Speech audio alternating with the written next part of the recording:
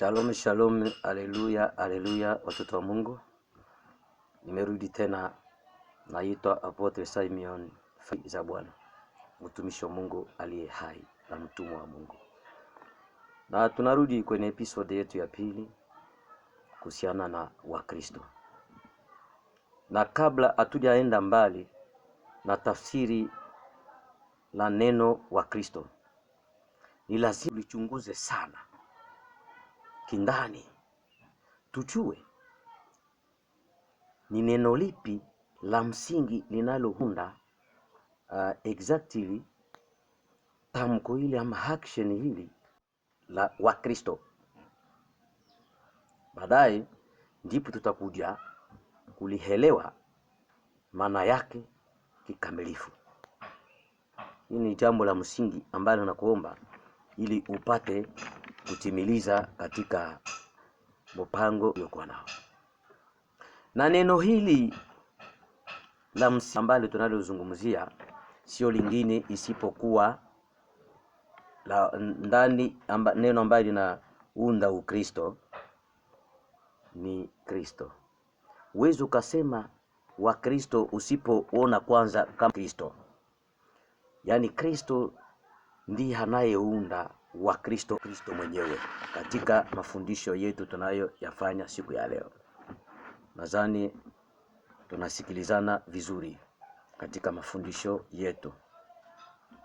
Sasa nini maana yake jina Kristo? Samahani kidogo. Nini maana yake jina Kristo? Sasa na ujue kwanza ni nani aliyekuwa Kristo. Hapo pana mtihani. Neno Kristo ni jina la cheo, kazi ama huduma aliyopewa Bwana Yesu kutoka kwa Mungu Baba, ile hadi kulitimiza duniani katika wanadamu kama anavyopendezwa Mungu mwenyewe, sababu mwenye mpango ni Mungu mwenyewe. Na neno Kristo lapatikana mwanzo wa injili yake Bwana Yesu kama ilivyoandikwa na Yohana Mtakatifu. Ukisoma sura yake 4 mstari wa 25 na kushuka kwenye 26, hapo utajua neno Kristo lilipoanzia. Hapa tunasoma kwa haraka sababu tuna Biblia hapa. Lazima tusome Yohana sura yake 4 mstari wake wa 25 hadi 26. Tunasoma kwa jina la Yesu Kristo. Yule mwanamke akamwambia, najua ya kuwa yuaja Masihi aitwaye Kristo, naye atakapokuja yeye atatufunulia mambo yote. Na Yesu akamwambia, mimi ninayesema nawe ndiye. Ndio Biblia ambayo inatufundisha hiyo. Yaani ni masemo ya Yesu mwenyewe. Sasa hapo katika ndiko tuliotokea mkusoma, tunafunuliwa jina lingine tusilolitaja katika mada yetu. Sasa jina hili linamaanisha tafsiri moja na Kristo wenyewe, na lile jina ni Masihi. Mwanamke kamwambia, najua Masihi yuwajwa haitwaye Kristo. Sasa tunagundua pana majina mawili, Masihi na Kristo. Sasa maana yake ni nini? Kristo ni jina katika lugha la Kiebrania na Masihi ni katika lugha ya Kigiriki.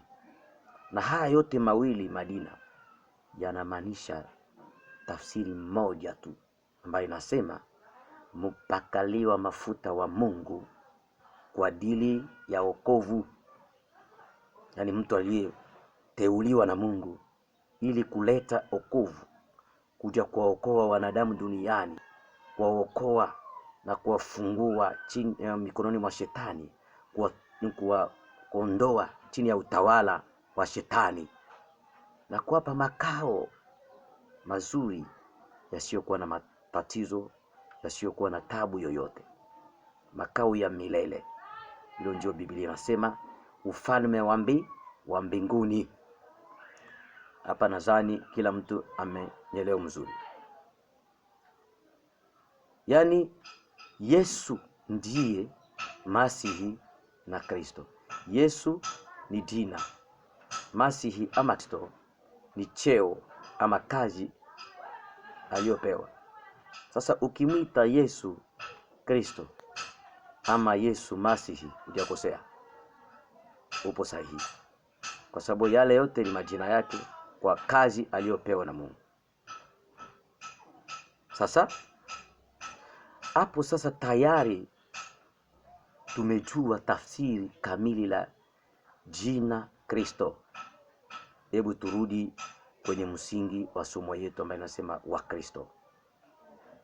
Ikiwa wa Kristo ndio watu wa Kristo ama waaminifu wa Kristo, walioamini Kristo wakaamua kumpokea mioyoni mwao kuwa Bwana na Mwokozi wa maisha yao yote, ndipo walipewa mamlaka ya kuitwa jina wa Kristo.